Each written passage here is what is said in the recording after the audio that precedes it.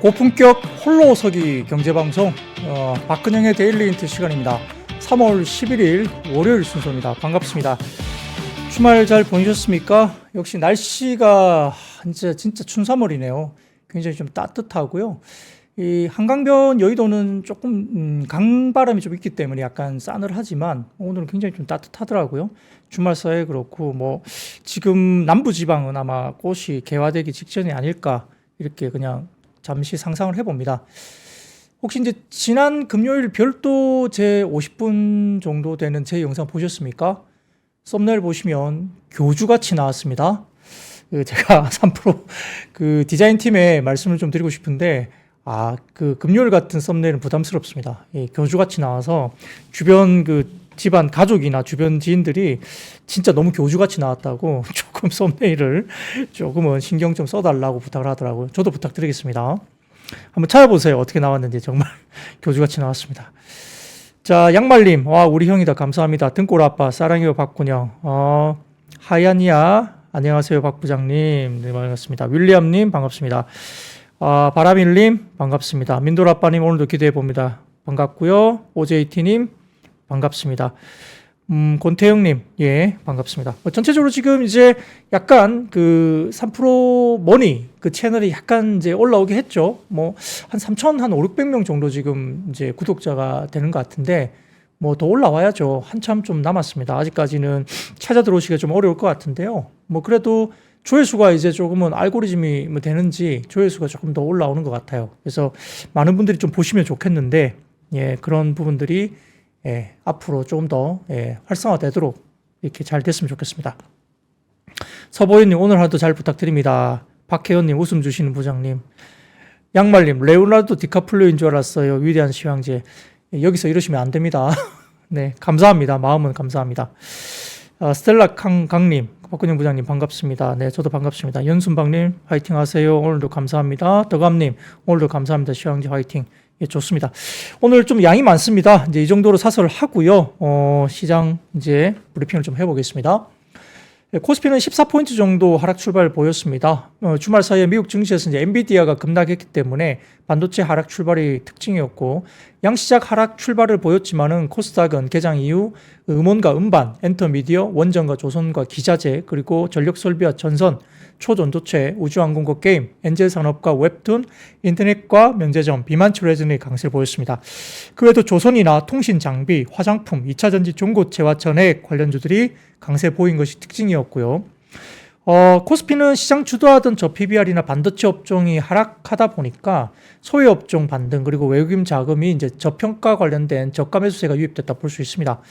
전체적으로 뭐 엔터, 게임, 바이오, 화장품, 조선, 원전 등 PBR과 반도체에 눌려 소외됐던 성장 테마가 오늘은 반등세가 나왔다고 이제 특징적으로 말씀드릴 수 있을 것 같고요. 예를 들어 뭐 하이브 같은 경우는 지난 1월 11일 대비해서 3월 7일까지 30% 정도 급락을 했는데 실질적으로 이 거래일간 10% 넘게 반등세가 나오기도 했습니다.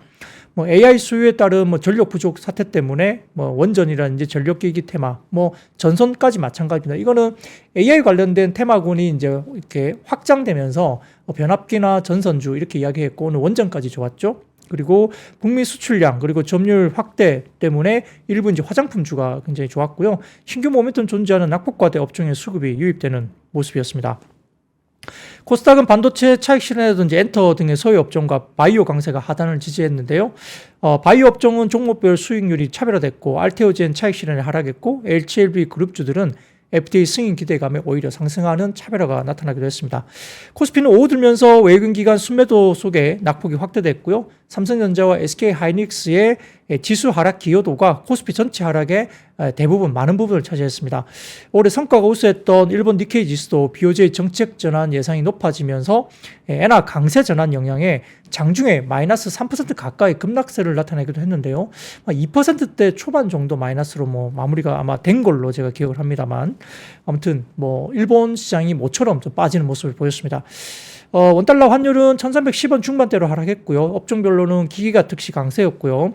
1,500억 규모 사우디 발전소 기자재 수주 발표한 두산 에너비티 급등했고 원자력 테마 관련주가 강세하면서 서비스업 내에서도 한정 기술 상승세 보였습니다. 그동안 부진했던 게임주 반등 시도에 NG소프트도 4%대 올라가는 모습이 보이기도 했고 철강 금속이 가장 부진했고요. 지난 주말 미국 반도체 약세 영향에 전기전자가 SK 하이닉스 중심으로 하락했습니다. 운수장비나 금융업 최근까지 코스피 상승에 기여했던 저 PBR 업종들도 하락했고요. 코스닥은 외국인 기관 순매도세도 870선 초반에서 강보합권 나타났는데 엔터주 반등이 이어가면서 오락 문화가 상승됐고요. 특징주로는 가남 신약, FDA 신약 관련된 승인 기대감에 HLB 그룹주가 강세였고요. 반면 코스피와 마찬가지로 반도체 약세가 뚜렷했습니다. 그런 것들이 이제 전반적으로 흐름들이 오늘 나타났던 시장의 특징으로 말씀드리겠습니다. 박혜원님, 3프로모니 다녀왔는데 지금 근무 중인데 숨죽이면서 빵 터졌습니다. 그죠? 썸네일이 완전 교주라니까요. 보시면 될 것 같습니다. 궁금하시면 다들 한번 들어가 보시면 좋을 것 같습니다. 구름샘님, PD님 자료 빠른 업로드 감사합니다. 네, 신의 자료실에 아마 자료를 보시는 것 같은데요. 네, 제가 만드는 매일 이 원고 자료는 신의 자료실에 업데이트 되니까 그 자료를 보시면서 공부를 하셔도 좋을 것 같습니다. 자, 우선 첫 번째 테마로 먼저 넘어가 볼까요? 오늘 역시 이제 반도체 이슈였는데요. 자, 사진을 좀 띄워주실까요? 엔비디아 관련된 그 표입니다. 흐름을 보시면 주가가 거의 한 970달러 정도까지 갔었죠. 그리고 종가가 876달러 정도까지 빠졌습니다. 고점 대비해서는 어마어마하게 빠졌죠. 이렇게 변동성이 엄청나게 크게 나타났기 때문에 이게 무슨 일이고 이러면서 이제 굉장히 좀 놀랬던 그런 하루였던 것 같습니다. 그래서 엔비디아가 많이 빠지다 보니까 이제 필라델피아 반도체 지수도 꽤 많이 급락을 했고요. 인텔도 4.6% 그리고 AMD도 1.89, 브로드컴도 7% 가까이, ASML도 5%, ARM도 6.6% 이렇게 마이크론 테크놀로지도 마이너스 1.37% 이렇게 하락을 했습니다. 자, 이렇게 빠지다 보니까 이거 반도체 끝난 거야? 이렇게 물어보실 수 있잖아요. 그래서 몇 가지 이제 이슈를 제가 가져와 봤는데, 첫 번째, 우리의 이제 돈나무 언니죠. 캐시우드. 갑자기 이렇게 존재감 없다가 어제 또 작정하고 한마디를 또 하셨더라고요. 예, 보시면 사진을 좀 띄워주세요. 아크 인베스트먼트 한참 이제 우리가 관심을 가지다가 최근에 한 몇 개월 동안 아예 그냥 아크 인베스트먼트 이야기가 있었습니까? 예, 사람들은 별로 신경 안 쓰는 것 같은데요. 근데 이제 기다렸다는 듯이 이제 이렇게 투자자들한테 보내는 투자자 레터라 해가지고 이게 제목이 뭐냐면 통화정책 충격에서 혁신 경제로의 여정이라는 이제 제목으로 반도체 관련된 엔비디아가 향후 경쟁에 직면할 수 있다고 이야기를 하면서 엔비디아 실적이 계속 늘어날 것이라는 시장의 낙관론에 대해서 경계하는 이야기를 했습니다. 아주 장문의 글을 썼거든요. 그래서 이 본 내용을 전체적으로 가져온 게 아니고 헤드라인만 제가 가져와 봤는데 본 내용은 아주 주구장창 썼습니다. 주구장창 썼는데 본인들이 이제 본인이 엔비디아에 대해서 되게 부정적이잖아요. 돈나무 언니가. 그래서 근데 본인 수익률이나 잘 간수를 하지 이렇게 부정적인 긴 글을 왜 딱 이제 빠지니까 이렇게 쓰나 싶기는 한데요. 그래도 제가 관련된 이야기를 말씀드릴게요. 그 우드 대표는 최근 트레저리 보낸 서한에서 닷컴 버블 당시의 시스코와 달리 엔비디아가 장기적으로 경쟁에 직면할 것이며 경쟁이 격화될 것이라고 했습니다. 그래서 AMD뿐만 아니라 엔비디아의 고객인 클라우드 서비스 제공업체들과 테슬라 같은 기업들 역시 자체적으로 인공지능 반도체를 디자인하고 있다 설명했습니다. 그럼 당연하죠. 왜냐하면 엔비디아 칩이 비싸잖아요. 그러니까 이제 자체적으로 칩을 갖고 싶어 한 게 맞죠. 왜냐하면 엔비디아는 가장 고사양으로 맞추어서 제품을 만들기 때문에 범용 제품을 만들어야 되니까 그래서 가장 고사양의 제품을 만들고 비싸게 받죠. 그러니까 다른 플랫폼 기업들은 이거 우리는 이 정도까지 사양이 필요 없으니까 우리에 맞는 자체 인공 지능 AI 반도체를 디자인하는 것은 당연한 겁니다. 그렇게 간다고 이미 우리도 알고 있고요. 이어서 이제 소프트웨어 부분의 폭발적 매출 증가가 담보되지 않는다면 지금의 GPU 제휴가 과도해져서 관련 지출이 멈추더라도 놀라지 않을 것이다 지적하면서 과도한 재고 등을 고려하면 엔비디아 데이터 센터 매출 고객의 약 절반 정도가 영향을 받을 거라 우려스럽다고 이야기했습니다. 근데 지금 그렇게 수요가 우려스러울 정도인가요? 재고가? 그러면서 이제 리드 타임이 좀 짧아졌다면 그걸 언급을 했는데 일부 예전에 한번 말씀드렸지만 리드 타임이 짧아진 거는 비백이나 다른 쪽의 수요 관련된 예약으로 넘어갔기 때문에 그렇다는 이야기도 많습니다. 그렇기 때문에 단순히 리드 타임이 짧아졌다고 해서 공급이 엄청나게 늘고 수요가 줄어들었다 보기에는 좀 힘들어요. 근데 이 돈더마운드는 이상한 이야기를 합니다. 그러면서 시스코가 딱 그랬다고 이야기를 하면서 1994년 3월 9일까지 3년간 시스코가 0.07달러에서 2.24달러 정도로 그래서 31배나 급등을 했는데 시스코 라우터, 스위치 등 통신 장비들이 인터넷의 전 세계적인 확대에 필수적이었고 이에 시장은 시스코의 경쟁자에게 돈을 몰아주기 시작했고 시스코보다 시스템이나 장비가 여려에 있었지만 기대감이 그렇게 주가 흐름을 만들었다. 그래서 결국 4개월 후인 1994년 7월 15일까지 시스코는 51%나 급락하면서 반토막이 났다. 기업들이 캐펙스 계획을 재검토하고 재정비하면서 매출 둔화 우려가 확산됐기 때문이다. 이렇게 언급했습니다. 그래서 이 이야기는 엔비디아도 반토막 날 거다 그런 이야기인가요? 다소 좀 제가 보기엔 너무 과한 해석입니다. 물론 이제 돈나머니는 이렇게 또 이야기했어요. 시스코는 2000년 인터넷 버블 정점까지 추가적으로, 그러니까 반토막 난 이후에 2000년까지 추가로 73배나 급등했다. 본인이 또 인정하잖아요. 이렇게 급등한 걸 추가로 또. 그래서 중간중간 이런 굴곡이 있었음을 잊으면 안 된다 이야기했습니다. 그래서 뭔 말하는지 잘 모르겠어요. 엔비디아 좀 빠지니까 급락할 거다 이야기하면서 근데 시스코는 그렇게 똑같이 급락했는데 그 이후로 2000년 인터넷 버블 정점까지 추가로 73배 또 급등했다. 그런 이야기 왜 합니까? 빠질 거라면 계속 빠진다 이야기를 해야죠. 그러니까 앞뒤가 무슨 말을 하는지 잘 모르겠습니다만은 아무튼 엔비디아 관련된 이야기에 대해서 이렇게 돈나무 언니가 어떤 이야기를 했다 이렇게 보시면 될 것 같습니다. 그래서 오늘 아마 다른 낮에 증권 방송 보시면 이렇게 캐시우드가 이야기해서 엔비디아 빠졌다 이런 방송하는 분들 계신데요. 전혀 아닙니다. 제가 보기에는 그런 거 아니에요. 그런 거 아닌 것 같고 빠지니까 그냥 이야기한 거예요. 그렇게 보시면 맞습니다. 자, 그 다음 사진 띄워줄까요? KB증권 자료를 좀 가져와 봤는데요. 어제와 같이 장중에 플러스였다가 급락해서 끝냈던 사례들. 그러니까 엔비디아 쪽에 그런 사례인데 왼쪽에 오른쪽에 둘 다 보시면은 왼쪽은 2017년도부터 2020년까지 오른쪽은 2020년도부터 어제까지 정도인데요. 이 보시면 이렇게 살구색으로 이렇게 동그랗게 보이는 좀 점들이 보일 거예요. 왼쪽도 그렇고 오른쪽도 그렇고 그때가 고가 대비 종가가 마이너스 9% 이상 그러니까 플러스였다가 종가 부분이 급락하면서 고가 대비 종가가 마이너스 9% 이상 빠졌던 이 시기만 표시한 건데요. 공통점이 있습니까? 엔비디아 빠지는 게?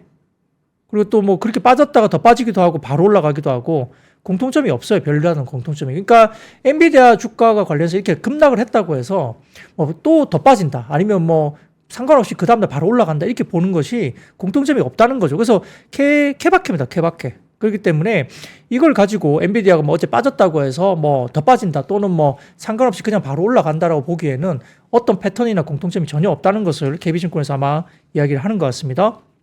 공통점이 없어요. 근데 저희들이 바라보기에는 엔비디아가 제 생각으로는 엔비디아가 왜 이렇게 변동성이 커졌나를 생각해 보면 이거 같습니다. 그 다음 사진 좀 띄워주시면 이거예요. 반도체 지수 SOX에 대한 옵션 볼륨이 오른쪽 보세요. 어마어마합니다. 역사적으로 이렇게 옵션 볼륨이 많이 들어간 데가 없죠. 그러니까 어떻게 되겠어요? 주가가 빠지고 변동성 커지니까 이제 털리겠죠. 이 털리는 물량들이 나온 것 같아요. 제가 보기에는. 그래서 이 반도체 지수에 대한 옵션 볼륨이 이만큼 역사적인 칩 메이커 관련된 부분에서 익스클루시브 그로스가 나왔죠. 폭발적인 성장이 나왔어요. 옵션 볼륨이. 그러니까 이게 변동성이 아래쪽으로 확 커지니까 어떻게 됩니까? 정리를 해야 되겠죠. 정신없이. 그다 보면서 변동성이 커진 거 아니냐. 저는 그렇게 보고 있습니다. 그래서 물론 이제 기술적인 부분에서 그 다음 사진 보여주십시오.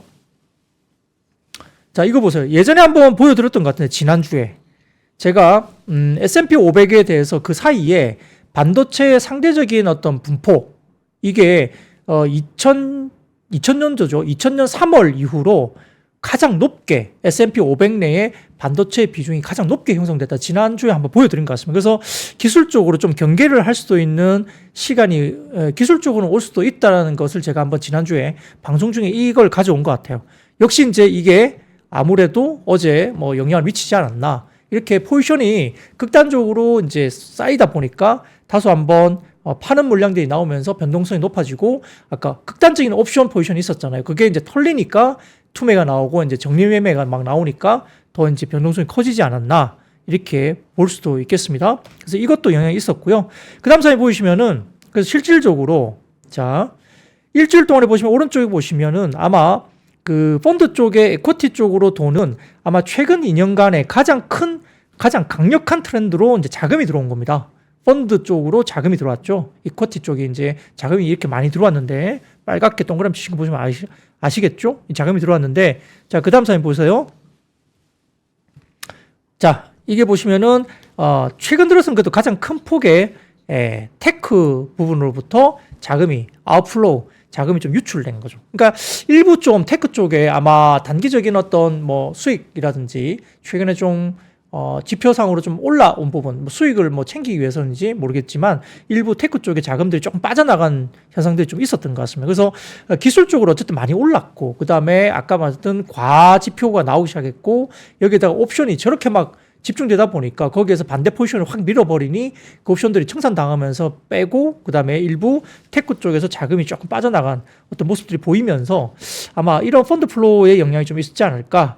그래서 뭐 돈나머니 말 때문에 빠진 게 아니고 이런 여러 가지 수급적인 이슈 때문에 빠진 건데, 이 펀더멘털은 사실 봐야 되겠죠. 우리가 이 펀더멘털리 이걸 가지고 뭐 더 빠질 거다, 꼭지 찍었다, 또는 뭐 펀더멘털리 아무 문제가 없다, 이거는 조금 더 확인을 해봐야 될 것 같아요. 그래서 영속성을 가지고 더 빠질까, 아니면은 뭐 단기에 또 반등을 줄까, 모습들은 한 번 더 확인이 좀 필요하다라는 생각입니다. 그래서 뭐 어느 한 방향으로 딱 뭐 결론 지을 수는 없고, 다만 이제 엔비디아의 성장성이라든지 현재 밸류에이션이 한 30배 초반 정도까지 와 있는데 엄청나게 높은 수준은 아니거든요. 그러다 보니까 엔비디아가 그렇게 지금 뭐 급락으로 갈 것인가에 대한 생각은, 저는 뭐 개인적으로는 뭐 수급적으로 좀 더 빠질 수는 있다.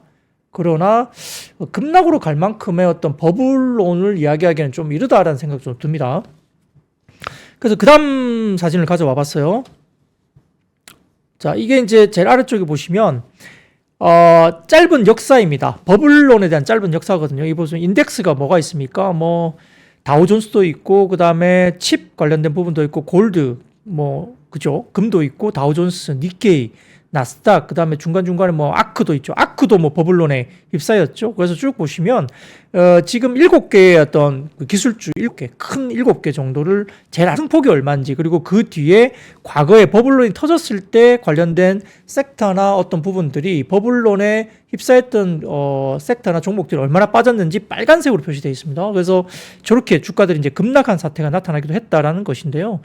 글쎄요, 뭐 역사가 반복되는 건지 잘 모르겠습니다만, 이렇게 7개의 큰 주식들이 어떻게 갈 것인가는 미국 시장도 굉장히 지금은 많은 촉각을 세우고 보고 있는 어떤 그런 초미의 관심사가 되고 있다. 그만큼 이제 주가가 꽤 많이 올랐다라고 볼 수도 있죠. 그래서 이런 부분들을 가지고 우리도 조금 고민은 한번 해보자. 근데 뭐 너무 어떤 뭐 극단적인 어떤 뭐 공포심, 극단적인 것은 조금 더 지금은 그렇게까지 갈 필요는 없을 것 같은데요. 수급적인 이슈를 좀 더 챙겨보자, 이렇게 말씀을 좀 드리겠습니다.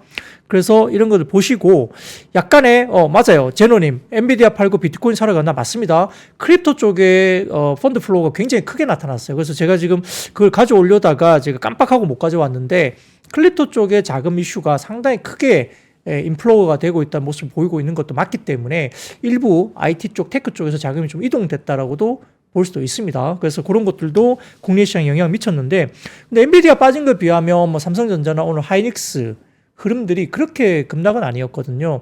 다만 이제 소부장들이 좀 밸류에이션에 대해서 다소 좀 이슈가 있는 소부장들, 뭐 많이 올랐던 일부 소부장들이 조금은 빠지는 모습을 보이기도 했는데, 그래서 이제 소부장들이 그렇다고 해서 다 이제 문제가 됐느냐? 그것도 아니에요. 예를 들어서 뭐 오늘 리노공업이라든지 뭐 이런 종목들, 그 다음에 네페스아크라든지 뭐 이런 것들이죠. 뭐 전반적으로 또 괜찮은 종목들이 꽤 있었고요. 그 다음에 STI라는 종목도 오늘 주목을 받았죠. 그래서 이 반도체 소부장 가운데서도 스토리가 있는 종목들이 굉장히 오늘 또 좋은 모습도 보이기도 있어서 이 반도체 소부장이 다 무너진 것도 아니다라고 볼 수 있습니다. 자, 그러면 STI가 오늘 왜 올랐을까요? STI에 대해서 좀 말씀을 드릴게요. 자, 오늘 이런 이슈가 있었죠. 뭐가 있었냐면 HBM4와 관련된 두께에 대해서 다소 좀 완화하자는 서로 공감대가 있었다, 이런 이야기가 나왔습니다. 이게 뭐냐면 국제 반도체 표준화 기구란 게 JEDEC라고 있습니다. 이쪽에서 주요 참여사들이 HBM4 관련된 규격을 표준을 합의를 했다, 이렇게 나왔습니다. 쉽게 말하자면 HBM4, 그러니까 26년 양산을 예상하고 있는 이 HBM4 제품에 대해서 패키지 두께를 775 마이크로미터로 결정했다는 겁니다. 그래서 기존의 HBM3E까지 두께는 720 마이크로미터인데 기존 대비 역시 단이 올라갔음에도 불구하고 두께를 좀 완화시키는 쪽으로 나타나는 거죠. HBM4로 가면서 16단까지 올라가기 때문에 적층 단수가 확대되죠. 기존에는 한 12단, 8단, 12단 이렇게 올라갔는데 16단까지 HBM4가 올라갈 텐데 이 부분 관련해서 두께를 좀 완화시키다. 너무 이제 얇게 뭐 찍어 누르지 말자 이거죠. 그러다 보니까 기존 최대 12단 대비 패키지 두께 증가가 당연히 불가피했는데 그렇게 되면 어떻게 됩니까? 기존대로 이제 그게 완화가 되지 않으면 굉장히 그 두께를 줄여야 되잖아요. 그럼 뭐가 필요합니까, 여러분? 하이브리드 본딩이 필요하죠. 하이브리드 본딩. 그래서 그것 때문에 하이브리드 본딩 도입 필요성이 부각됐었죠. 그러니까 해외 쪽에 하이브리드 본딩을 잘하는 데가 어디예요? 배시. 배시가 막 들어온다. 김씨, 박씨가 아니에요. 배시입니다. 배시가 들어올 수 있다. 그 다음에 AMAT가 들어올 수 있다. 그 다음에 EVG라는 회사들이 들어올 수 있다. 이런 해외 업체들이 하이브리드 본딩의 대부분 영역을 거의 다 점유할 것이다. 그래서 뭐죠? 한미 반도체, TC본도 안 된다. 뭐 이런 이야기를 한 거 아닙니까? 근데 이제 하이브리드 본딩이 들어온다 하더라도 TC본도가 당분간 아주 몇 년 동안은 거의 80% 이상을 갈 거다. 왜? 하이브리드 본딩을 들어온다 하더라도 가격적인 이슈 때문에 너무 비싸니까 일부 좀 적용이 될지 모르겠으나 TC 본딩이 주류가 될 것이다. 계속 이야기를 하고 있었고 또 오늘 TC 본딩 관련된 부분에 대해서 하이브리드 본딩 도입 필요성이 부각됐지만 아까 말씀드렸던 여러 가지 근본 표준 결정의 두께가 다소 좀 완화되는 쪽으로 갔기 때문에 기존 공정 그대로 활용 가능하다. 그러면 TC 본딩의 입지가 더 강화가 되는 거죠. 그래서 하이브리드 본딩을 도입하게 되면 이런 HBM을 만드는 회사들은 뭐가 문제냐면 수익성이 저하됩니다. 우리가 지난주에 말했죠. CMP라는 거 말씀드렸죠. 화학적 이렇게 면을 이렇게 하는 면을 이렇게 닦는 뭐 그런 것들이죠. CMP 공정, 이게 전공정 관련된 기술 활용도가 굉장히 높아지니까 어떻게 됩니까? 비용 구조가 변화되면서 수율도 안 나오고 비용이 올라가죠. 수익성이 악화될 수밖에 없습니다. 근데 이 두께를 완화시키기로 서로가 표준을 합의했기 때문에 결국 하이브리드 본딩을 가지 않고 그냥 TC 본딩 그대로 유지를 해도 되는 거죠. 근데 오늘 뭐 한미 반도체는 근데 좀 빠졌어요. 그럼에도 불구하고 많이 빠지는 않았지만은 뭐 호재인데도 역시 이제 미리 좀 올랐고 밸류에이션이 좀 미리 올라왔기 때문에 이걸 호재로 더 올라가지는 않았습니다. 근데 이제 결국은 우리가 이야기했던 MR-MUF, 그 다음에 NCF, 삼성전자나 마이크론이 하고 있는 NCF 방식, 필름 방식이죠. MUF 방식, SK하이닉스가 성공한 MUF 방식, 액체 방식입니다. 이 부분에 대해서 결국은 MR-MUF 공정에 대한 생산업체들의 채택 검토가 더 활발해질 가능성이 높죠. 왜냐하면 하이브리드 본딩에 대한 부담감이 없어졌으니까 좀 더 그렇습니다. 그래서 결국은 하이닉스의 MR-MUF 관련된 경쟁력이 지속 부각되면서 HBM의 고수익성은 유지가 될 것으로 예상을 했고요. 근데 이제 결국은 이런 것보다는 소부장 쪽에 밸류 체인에 영향이 더 있을 수밖에 없는데 상반기 검토 마무리나 하반기 투자 의사 결정이 된다면 직접적인 수혜 강도나 이런 걸 봤을 때 밸류에이션 매력도를 갖고 있는 회사가 STI라는 종목이 이제 매력적이다라고 다울투자증권에서 리포팅을 한 겁니다. 그러다 보니까 이제 오늘 아침에는 아마 STI가 좀 빠졌을 거예요. 근데 오후장 들면서 STI가 쫙 땡기면서 이제 양봉을 내면서 주가가 상당히 좋았다. 이렇게 볼 수 있습니다. 그래서 그런 것들 쪽으로도 보시면 될 것 같고요. 자, 좀 이해를 좀 돕기 위해서 표를 하나 가져와 봤어요. 표를 좀 띄워 주실까요? 태블릿, HBM3 관련된 디바이스 관련된 태블릿입니다. 이게 뭐냐면 한터증권에서 올려준 자료신데요. HBM 관련된 변경 전에는 아까 말씀드렸던 반도체 협회에서 이 스탠다드 태블릿인데 HBM3까지 5개 세대를 거치면서 12단 제품까지 나왔음에도 높이 기준이 10년간 그대로 유지가 됐습니다. 똑같이. 근데 높이 제한 문제가 해결된다면 굳이 추가적인 캐펙스를 들여서 하이브리드 본딩으로 갈 이유가 없고요. 기술적인 면에서도 아직 완성도가 높지 않은 하이브리드 본딩 쪽으로 굳이 적용한 것보다는 기존 방식을 TC 본딩 쪽으로 그냥 적용하는 것이 위험도가 낮기 때문에 이런 뭐 디바이스 관련된 이 기준이 이제 그대로 유지가 되면서 이제 굉장히 그 두께에 대한 부분을 완화시키는 이런 쪽으로 갔다는 거고요. 그 다음 사진 띄워드리겠습니다. 이게 뭐냐면 하이브리드 본딩 개념도입니다. 사진을 좀 띄워주실까요? 네, 이거죠. 왼쪽 쪽에서 이제 오른쪽으로 가는데 위에 보시면은 굉장히 이제 두께가 얇아지잖아요. 그 안쪽으로 굉장히 얇아지는 개념인데 이게 이제 하이브리드 본딩에 들어가면 저렇게 이 틈이 이제 아주 좁아지면서 이렇게 좀 이렇게 두께가 아주 좀 이렇게 낮아지는 뭐 이런 쪽으로 가는 그런 하이브리드 본딩 관련된 개념도를 이렇게 표시해 놓은 그림입니다. 기술적으로는 저는 설명 못 합니다. 기술적으로 저도 설명 못 하고 아마 이런 쪽으로 하이브리드 본딩 개념들을 보시면 될 것 같습니다. 참고해 보시고요. 그 다음 사진 띄워드릴까요? 그래서 이제 대신증권에서 이걸 냈는데 HBM3E입니다. 그래서 우리가 말씀드렸던 그러면 반도체가 끝났냐? 뭐 그건 아닌 것 같아요. 대신증권에서 엔비디아가 올해 2분기부터 H200을 판매할 계획이고 H200에는 HBM3E가 탑재되고 이렇게 엔비디아의 CPU와 GPU가 있고 HBM3E가 이렇게 들어간다고 해요. 그림상. 그래서 H200은 메모리 용량만 늘었음에도 불구하고 H100 대비 출원 능력이 64% 향상될 거고 차세대 제품인 B100 같은 경우는 올해 말에 출시되는데 구체적인 성능 스펙은 3월에 GTC에서 공개된다. GTC는 이제 행사죠. 이때 아마 공개될 건데 출원 능력은 H200의 2배 이상이 될 전망이기 때문에 결국은 엔비디아의 AI 가속기 신제품 사이클이 올해 2차례 또 대기를 하고 있고 AI 가속기 수요를 자극하면서 아마 모멘텀을 끌고 갈 것이라고 보는 것 같습니다. 그래서 뭐 아무래도 반도체가 끝난 것은 아니지 않느냐라는 생각을 좀 해봅니다. 예, 이렇게 보시면 될 것 같고요. 예, 그 다음에 이제 제가 엄블레이러 리서치 쪽에서 가져온 자료인데, 그 다음 사진 띄워드릴까요? 이게 뭐냐면, 엄블레이러 리서치에서 자료를 올려주신 건데, 코스피 전체 영업이익 내에 삼성전자와 하이닉스의 비중이 이제 어떠냐를 보는 건데요. 23년 5월 중순 이후로 지속적으로 올라가고 있죠. 그래서 하이닉스의 추정치 상향, 그리고 최근에 주춤했던 삼성전자의 이익 추정치까지 상향 조정되면서 전반적으로 동반 상향하고 있습니다. 그래서 HBM의 전체적인 총 매출 확대도 계속되고 있고요.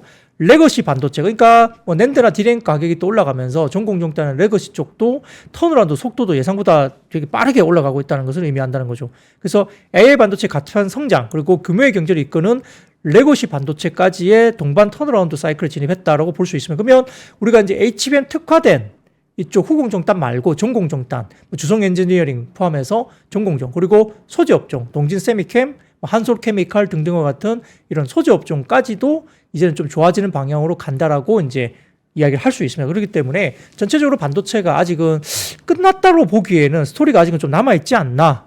예, 저는 이렇게 개인적으로는 생각합니다. 제 개인적으로는. 그래서 돈나무 언니가 어제 뭐 격하게 이야기를 했는데, 예, 저는 좀 공감하기 좀 힘들어요. 빠지니까 기다렸다시 말씀하신 거고, 다시 한번 말씀드리지만 돈나무 언니 이야기 때문에 엔비디아가 빠진 게 아닙니다. 그 영향력은 없어요. 예, 그렇게 저는 반도체 정리를 해드리겠습니다.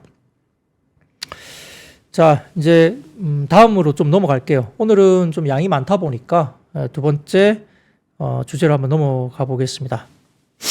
자, 두 번째 이야기는 이것도 이제 반도체하고 어떻게 보면 같이 연결되는 건데요. 자, 오늘 뭐 전력 설비나 전선, 그러니까 이제 변압기라든지 전선 좋았죠. 그리고 오늘은 원전까지 좋았죠. 근데 이 모든 이 부분들이 어디에 다 연관되어 있습니까, 여러분들? 다 반도체예요, AI. 그러니까 변압기하고 전선, 그 다음에 오늘 원전 움직이는 그 이야기다, 스토리가 전부 다 AI 시장의 급성장, 이것 때문에 전력이 부족하다 이거잖아요. 그것 때문에 지금 전력 설비, 전선, 오늘 원전까지 움직인 거기 때문에 반도체가 끝났다고 말하기는 좀 어려워요. 왜냐하면 확산되고 있고요. 반도체 시장이 끝났다고 한다면 AI 시장이 끝난 거예요. 그렇게 되면 뭐 반도체 빠졌다고 해서 이거 어떻게 가겠어요? 못 가는 거죠. 그러니까 AI 시장이 역시나 폭발적이기 때문에 전력이 쇼티지고, 그러다 보니까 지금 변압기, 전선, 이렇게 원전까지 주가를 움직였다, 이렇게 보시면 될 것 같습니다. 그래서 뭐 전력 설비와 전선은 이제 지난번에도 한번 AI 테마를 타고 이 변압기와 그다음 전선주가 움직였다 말을 했는데 오늘도 마찬가지예요. 그래서 이렇게 가고 있는 모습이 보였고요. 이제 우리가 조금 이제 이야기를 드려보면 미국 가정의 평균 하루 사용 전력량이 29kWh라고 합니다. 29kWh. 근데 챗GPT가 하루에 어느 정도 쓰냐면 전기를 50만 kWh를 쓴다고 합니다. 챗GPT가. 그래서 미국 평균 가정의 챗GPT의 어떤 그 전기 사용량은 17,000배. 그러니까 미국의 평균 한 가정에 쓰는 소비 전량의 17,000배를 챗GPT가 쓴다는 거죠. 그래서 챗GPT가 하루에 한 2억 건 정도 이상의 요청을 처리해야 하고요. 전력 소비량이 하루 50만 kWh 정도에 달할 수 있기 때문에 이것은 이제 더더욱이나 우려스러운 것은 생성형 AI가 더욱더 성장을 하게 되면 전력 소비가 더 급증할 가능성이 높죠. 그러다 보니까 구글이 생성형 AI 기술을 모든 검색에 적용하게 되면 연간 약 290억 킬로와트시의 전기를 소비할 것으로 논문을 통해 추산이 된다고 합니다. 그러다 보면 이게 어느 정도 규모냐면 이 정도 규모의 전기 사용량은 케냐, 그 다음에 과테말라, 크로아티아 이 나라들의 연간 총 발전량과 맞먹는 규모입니다. 어마어마하죠. 그러니까 일론 머스크가 올해까지는 칩 쇼티지지만 25년 이후부터는 지금 아무래도 변압기나 이런 전기 쪽의 쇼티지가 올 것이다 이야기할 수밖에 없는 거예요. 그러다 보니까 이제 CNBC에 따르면 GPU 관련된 시장 점유율의 95% 차지하고 있는 엔비디아가 발표한 수치를 토대로 대략적인 계산을 내놨다는 것을 이제 뉴스트리트 리서치의 자료를 인용해서 보도했습니다. 여기에 이제 이 보도 자료, 그러니까 이 자료를 했던 드 브리브스라는 그 사람이 있는데 이 사람이 논문에서 2027년까지 AI 산업 전체가 연간 85에서 134 테라와트시, 이 134 테라와트시는 쉽게 말하면 1340억 킬로와트시죠. 이렇게 전기를 소비할 수 있다고 추정을 했고요. 이는 AI가 27년까지 전 세계 전력 소비의 절반을 차지할 수 있는 규모다라까지 논문을 발표했습니다. 그러다 보니까 이만큼 전력을 엄청나게 쓰게 됩니다. 그래서 아마 좀 더 뭐 발전하게 되면 뭐 물론 원전이나 태양광도 좋고 마찬가지로 좋을 것 같은데 아무래도 좀 실적이나 밸류에이션이 받침이 되는 곳은 역시 변압기와 전선 쪽이 그래도 실적과 아마 밸류에이션이 좀 우리가 설명이 되는 곳이죠. 원전과 태양광은 조금 설명이 좀 잘 안 돼요, 아직까지는. 그래서 연속성이 있을지에 대해서는 저도 조금 의문이긴 하지만 아무튼 AI의 테마군에서 확산되면서 신재생까지 이제 넘어가는 그런 구간이 되는 겁니다. 뭐 조금 사이드로 말씀드리면 삼성의 연간 전력 소비량은 23 테라와트시라고 하고요. 구글 같은 경우는 연간 12 테라와트시. 삼성이 굉장히 많이 쓰네요. 그리고 마이크로소프트 같은 경우는 연간 아마 10 테라와트시를 이제 쓴다고 합니다. 그래서 이렇게 충분히 이제 전력 관련해서 확보를 해야 된다는 이야기가 계속 나오고 있는 거고요. 그리고 이제 전력 관련된 부분에서 지금 HD 현대일렉트릭이 북미에서 초고압 전력 설비 수주를 21년 3억 9천만 달러에서 22년 10억 2천만 달러, 그리고 지난해 17억 8천만 달러 규모로 상당히 확대해 왔고요. 재령 전기도 이달 기준 수주 잔고 23건 중에 21건이 북미로 납품될 거기 때문에 북미 쪽의 모멘텀이 굉장히 크다. 이렇게 이야기를 하고 있습니다. LS전선도 미국의 신공장 건설을 검토하고 있다고 알려져 있고요. 효성중공업 역시 수주장 증가하면서 미국의 테네시주에 있는 대형 생산 거점을 바탕으로 흑자 전환에 성공할 것으로 예상되고 있어서 말씀드렸던 변압기나 전선 이런 관련주들이 상당히 좋을 것으로 보입니다. 자, 그 다음 사진 NH투자증권 자료 하나 보여드릴게요. 전력기기 업체들이 과거에 2018년도 이후에 2020년도 정도까지는 다 적자였어요.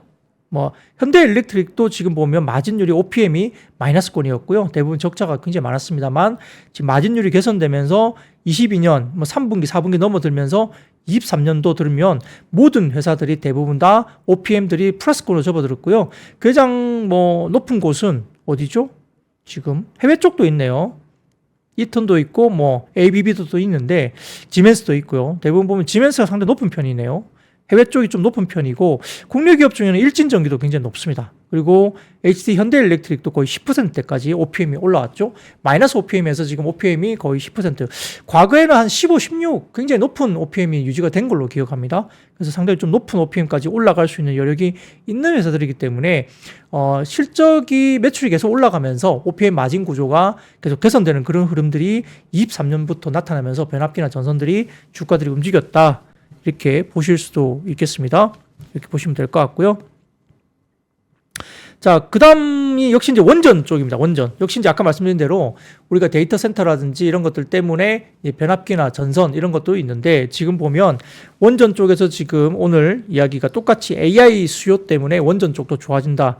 이야기가 나왔죠. 그래서 이런 부분들 때문에 아마 날씨에 의존해서 공급이 좀 불규칙한 뭐 예를 들어서 재생에너지 대비 안정적이다, 원전이. 근데 꼭 이제 원전이 안정적이라 보기에서 좀 약간 어려운 부분도 분명히 있습니다만 아무튼 이산화탄소 배출량도 거의 없다는 점은 장점이긴 하죠. 그래서 기술 기업들이 새로운 에너지원으로 원자력을 또 주목을 하고 있다. 이렇게 이야기를 하는 것 같습니다. 물론 이제 태양광도 주목을 많이 하죠. 투자도 많이 하고 M&A도 많이 합니다. 그렇고요. 자, 그 다음 사진 하나 띄워주시죠. 사진 띄워주시면 뉴스케일 파워입니다. 뉴스케일 파워 주가 수준이 이렇게 흘러갔습니다. 그래서 이게 상당히 좀 2월 달부터 시작해서 3월까지 최근에 굉장히 좋은 그림이 나오죠. 그래서 이런 것들도 결국은 해외 쪽에서 지금 원전이나 이런 재생에너지 쪽도 그 주가 흐름이 굉장히 좋게 나타나고 있다는 것도 우리가 좀 참고를 해보시면 될 것 같고요. 마이크로소프트도 작년에 원자력 발전소 운영업체인 컨스텔레이션 쪽을 계약을 체결했고요. 버지니아 데이터 센터 발전원에 원자력을 추가했습니다. 뭐 태양광도 마찬가지고요. 그리고 22년 9월은 핵융합 스타트업인 TAE 테크놀로지스를 약 2억 5천 달러, 약 2,647억 정도 투자를 했습니다. 그리고 21년도에는 아마존 쪽의 제프 베이조스도 아마 캐나다 원자력 기업인 제너럴 퓨전에 1억 3천만 달러, 약 1,720억을 공동 투자하면서 원전 쪽으로 투자했죠. 물론 원전뿐만 아니라 태양광도 투자를 했습니다. 그래서 이런 것들이 이제 형성이 되면서 특히 이제 두산 에너빌리티는 사우디 복합 화력 기자재 공급 계약 소식도 호재로 작용하면서 굉장히 주목을 받았죠. 그래서 원전 관련 쪽도 같이 움직였는데 연속성으로 봤을 때 그리고 이제 지금 시장에서 실적이나 밸류에이션 부분을 봤을 때는 원전 쪽보다는 제 개인적으로는 변압기나 전선 쪽이 그래도 조금 더 연속성을 좀 가지고 좀 부담감이 없지 않나 싶은 생각도 개인적으로는 좀 해봅니다. 개인적으로. 근데 모르죠. 뭐 수급은 그와 상관없이 또 많이 빠진 쪽으로도 수급은 또 몰릴 수가 있으니까 밸류에이션 상관없이 뭐 그런 것도 우리가 수급 체크를 좀 해보셔야 될 것 같습니다. 자, 두 번째 이슈 끝났고요. 세 번째 이슈 말씀드리겠습니다. 세 번째 이슈는 지난 주말에 제가 이제 엔터 산업 이야기를 한번 드렸습니다. 그래서 이제 지난 주말 금요일 날 제가 엔터 산업을 한번 봐야 된다 리포팅을 해드렸고 오늘도 역시 엔터 산업이 좋았죠. 그래서 대신증권 리포트가 나왔는데 역시 이제 과거에는 엔터 산업에 관련해서 일부 이제 뭐 한터 차트라든지 이런 부분들의 초동 판매의 지표에 대해서 너무 이제 민감하게 반응했다. 이것들 이야기를 하면서 최근에는 기존 팬덤은 좀 감소 추세에 있긴 하지만 팬덤 활동을 뭐 취미로 즐기는 라이트 팬덤이 있는데 이 라이트 팬덤들은 오히려 글로벌리 굉장히 늘고 있는 모습이 보이고 있고요. 초동 판매량보다는 활동 그 기간 전반의 판매량 뭐 적어도 한 분기 정도 이 부분을 전체로 봐야 된다는 거. 그리고 일부 이제 우리가 오프라인 이제 여러 가지 MD라든지 이런 쪽에 굿즈 판매나 이런 것들도 상당히 중요한 덕목이다 이야기를 했습니다. 그래서 3, 4월 쪽에 12회 음반 활동도 예정된 것을 감안한다면 기획사들의 국내 엔터 4사의 공연과 상품 기획, MD 부분의 성장이 2분기부터 본격화될 것으로 전망된다 이렇게 이야기를 했습니다. 보통 보면 콘서트 가잖아요. 콘서트 가면 콘서트 티켓 가격의 한 절반 정도를 MD 물품으로 이제 구매를 한다고 하더라고요. 예를 들어서 뭐 티켓 가격이 20만 원이면 거기 가서 여러 가지 뭐 야광봉이라든지 다른 걸 사잖아요. 그런 제품들을 티켓 가격이 20만 원이면 한 절반, 10만 원 정도를 추가로 제품군들을 많이 산다고 이렇게 평균적으로 나와 있습니다. 그래서 그런 추세도 굉장히 중요하다는 거고요. 자, 이제 사진을 좀 띄워드리겠습니다. 대신증권 사진인데요. 하이브와 SM, JYP, YG 등의 팬덤 현황을 나타내는 표입니다. 이 보시면 뭐 아주 깊게 보실 필요는 없고요. 이게 보시면 하이브나 SM이나 JYP나 YG 공이 이 코어 팬덤 현황 이 부분들이 대부분 다 각 그 그룹마다 이렇게 올라가는 우상향 그림이 여전히 쭉 지속되고 있다는 표입니다. 그래서 이런 것들을 그냥 참고해 주시면 될 것 같아요. 그래서 각 기획사별로 어떤 그룹들이 어떻게 팬덤 현상을 가지고 가고 있느냐 이런 부분들을 이렇게 추이로 보시면 될 것 같고요. 자, 그 다음 사진 띄워드릴까요? 네, 여기까지는 JYP고 그 다음 사진 띄우시면 2월에 아티스트별 음반 판매량 비교입니다. 2월 달에 누가 정말 많이 팔았나 한번 볼까요? 자, 2월 달에 앨범 판매 누가 많이 팔았나? 트와이스 저력이 있어요. 117만 장 팔았네요. 트와이스가 굉장히 장수 그룹인데도 불구하고 전작 대비 아마 이번 음반 판매가 더 좋았던 걸로 알고 있습니다. 여자아이들도 전작 대비 이번 신보가 더 좋았고요. 트와이스가 117만 장을 파면서 2월 달에 아티스트별로 음반 판매량 거의 최고치에 육박했습니다. 그 다음에 르세라핌도 지금 이지라는 뭐 노래인가요? 최근에 아마 미국 쪽에서 활동이 굉장히 좋았고, 그 다음에 핫백에 아마 들어간 걸로 알고 있는데요. 그래서 르세라핌이 상당히 좀 최근에 굉장히 좀 열심히 활동하면서 좋은 성과를 보이고 있다. 보였고요. NCT라든지, 그 다음에 세븐틴, 투어스 이렇게 나옵니다. 그래서 신규 아이돌 데뷔라든지 신규 앨범 소식도 아마 추후에 긍정적으로 나올 텐데, YG엔터 같은 경우는 4월에 베이비몬스터가 본격 출고 예고하고 있습니다. 베몬, 근데 아마 블랙핑크 정도밖에 나머지 이제 아티스트가 좀 이제 상대적으로 포트폴리오가 좀 열악하기 때문에 조금은 그런 부분들 디스카운트 요인이긴 한데요. 아무튼 베이비 몬스터 기대를 하고 있고요. 보이그룹 트레저도 2분기에 신규 앨범 발매할 것으로 보입니다.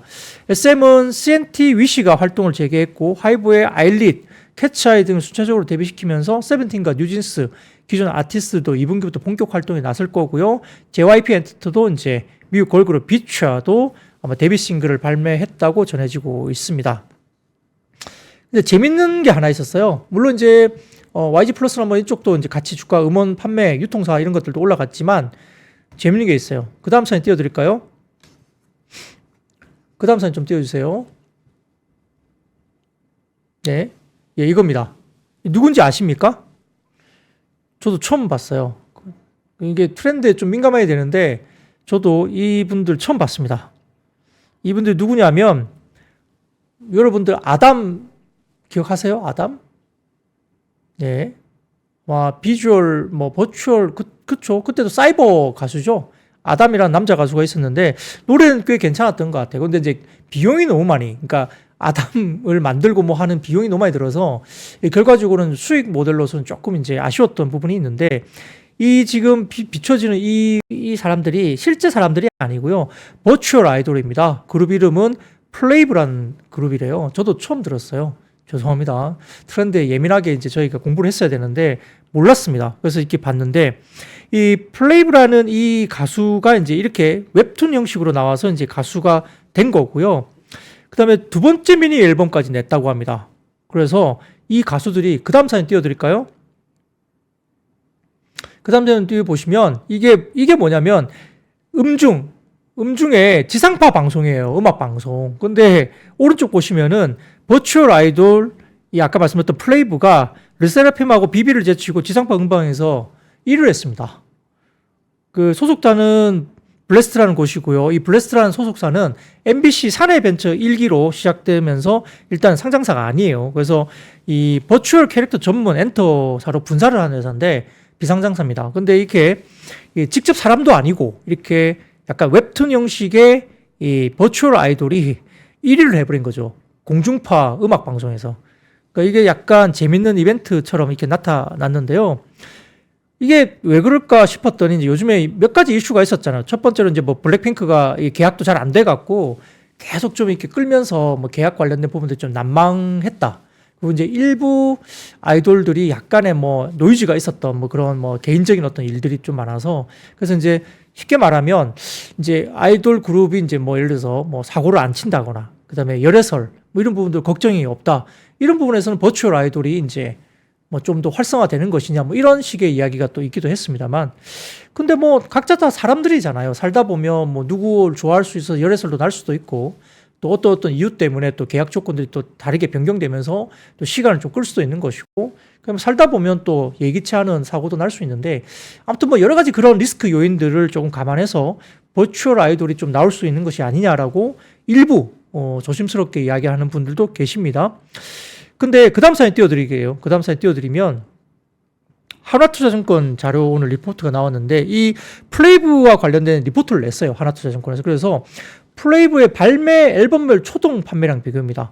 이 빨간색이 싱글 1집이고요. 그 다음에 검은색 가운데 선이 미니 1집 그리고 이번에 회색 보이는 곳이 이제 미니 2집인데요. 이게 57만 장이 팔린 거죠. 이 초동 57만 장이면 만만치 않습니다. 사람도 아닌데 이렇게 팔렸죠. 그래서 더현대 이쪽 여의도에 더현대 팝업 스토어가 열렸는데요. 일평균 5천 명이 방문했다고 합니다. 어마어마하죠. 그러니까 이게 가능성을 열어준 거예요. 버추얼 아이돌 관련해서. 그래서 기술과 인간성을 결합해서 가상과 현실을 섞어놓은 것이 일단은 나쁘지 않다는 평가로 보기에는 좀 아쉽다. 그래서 하나투자증권에서는 이게 상당히 조금은 이렇게 뭐랄까 굉장히 좀 새로운 어떤 가능성을 여는 것이 아니냐 이렇게 오늘 이와 관련된 리포트를 내기도 했습니다. 아마 이 관련된 블라스트라는 회사가 프리-A 단계까지의 아마 그 뭐죠 스타트업이기 때문에 투자를 받고 있는지 모르겠습니다만 뭐 관련주가 어떻게 될지는 아직은 나타나지 않고 있습니다만 굉장히 좀 새로운 색다른 모멘텀을 좀 줬다 이렇게 볼 수도 있겠습니다. 그런 것들이 나오면서 생각보다 굉장히 많이 팔렸더라고요. 그래서 야 이런 날도 있겠구나. 예전에 애니메이션 가운데 그 천계영 작가가 했던 언플러그드 보이라는 작품이 제 기억에 나거든요. 애니메이션 그러니까 그 만화책이죠. 그래서 이제 언플러그드 보이라는 게 있는데 그것도 이제 관련된 버추얼 아이돌 비슷한 개념으로 이제 웹툰이었나요? 그 애니메이션이 있었는데요. 저도 그 읽었던 기억이 납니다. 그래서 약간 굉장히 스타일리시한 어떤 주인공들이 나오는데 아마 그런 개념으로 이렇게 나온 것 같기도 합니다. 그래서 상당히 매력적이에요.